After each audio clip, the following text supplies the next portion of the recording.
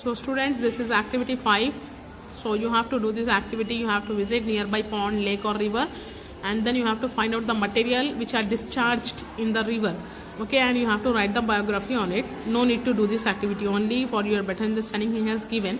So now come to this, where is all of this pollution coming from? कहाँ से आ रहा pollution?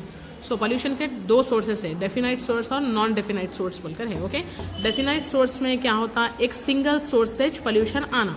Single source होता है जैसा कि इंडस्ट्री से या तो फैक्ट्री से, वहीं से आना. राइट, इजिली आइडेंटिफाई होता है ये.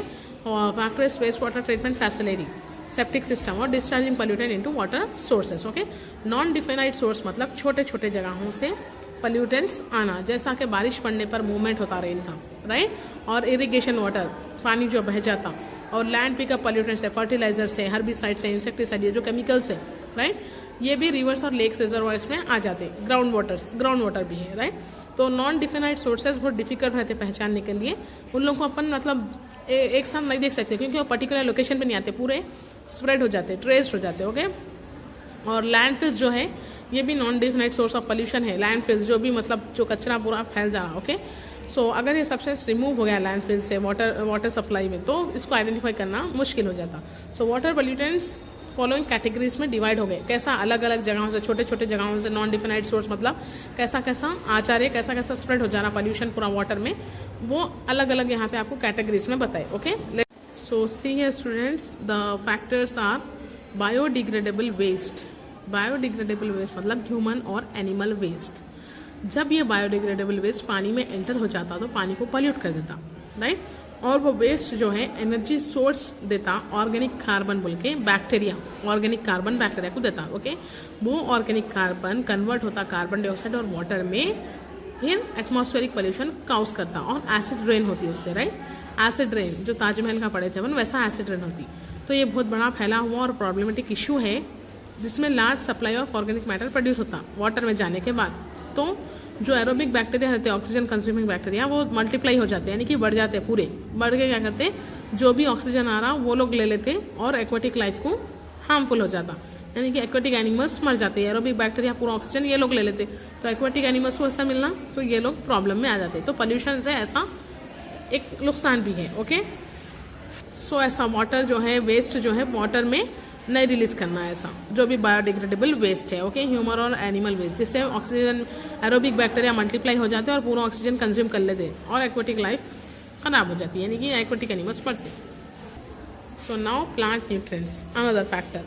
राइट, फॉस्फेट, नाइट्रेट्स जो भी ये केमिकल फर्टिलाइजर्स रहते हैं, एग्रीकल्चर में जब फील्ड्स में डालते तो बारिश पड़ने पर ये भी पूरे फ्लो होके सेवेजेस में चले आते हैं और पूरा वाटर पल्यूट कर देते हैं. राइट, उसकी वजह से क्या होता है, आल्गे टू ब्लूम बोलते हो, बहुत ज़्यादा कंजाल आ जाता और झाड़ उग जाते, जंगली झाड़, और बैक्टीरिया भी बढ़ जाते. उसमें क्या होता, पानी ग्रीन कलर का हो जाता और क्लाउडी मतलब मैला हो जाता, और गंदी स्मेल भी आती, बैड स्मेल. ओके, सो डिकम्पोजिंग प्लांट्स क्या करते हैं, जो भी वो डिकम्पोजिंग प्लांट्स है वो पूरा ऑक्सीजन यूज़ कर लेते, जिसकी वजह से एक्वेटिक लाइफ को डिस्टर्ब हो जाता, डिसरप्ट. ओके, और बायोडाइवर्सिटी को रिड्यूस कर देते वो लोग, यानी कि जो भी वैराइटीज ऑफ लाइफ रहे, वैराइटीज ऑफ लिविंग ऑर्गेनिजम्स है, उन लोग को नुकसान होता, और एक्वेटिक लाइफ के एनिमल्स जो भी हैं वो लोग भी मर जाते.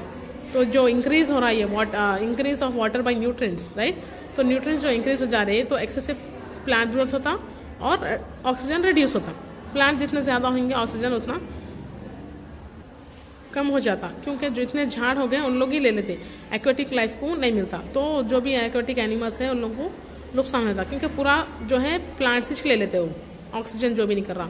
तो ये जो हो रहा है एक्सेसिव प्लांट ज़्यादा हो जा रहे और ऑक्सीजन कम हो जा रहा, उसको हम यूट्रॉफिकेशन बोलते हैं, यूट्रॉफिकेशन. ओके, तो ये एक्वेटिक लाइफ को बहुत बड़ा इफेक्ट करता, बहुत बड़ा असर करता है कि एक्वेटिक एनिमल्स जो है वो लोग पूरे मर जाते हैं ऑक्सीजन नहीं मिलने से, क्योंकि जो प्लांट्स है वो ले लेते, ज़्यादा हो गए तो वो ले लेते. Okay, do you know oil slick on sea water, in what way it is dangerous to aquatic life. Oil पानी पे तैरता, सो आप सबको मालूम है. राइट, सरफेसेस पे रहता, तो कैसा वो डेंजरस है या नहीं है एक्वेटिक लाइफ के लिए, पूछ रहे. डेंजरस है. अगर वाटर ऐसा पूरा ऑयल अगर वाटर पे जम गया तो ऑक्सीजन कैसा पास होता, नहीं होता ना, तो जो भी एक्वेटिक एनिमल्स है मर जाते. तो अब यहाँ पे हम देखेंगे हीट. ओके,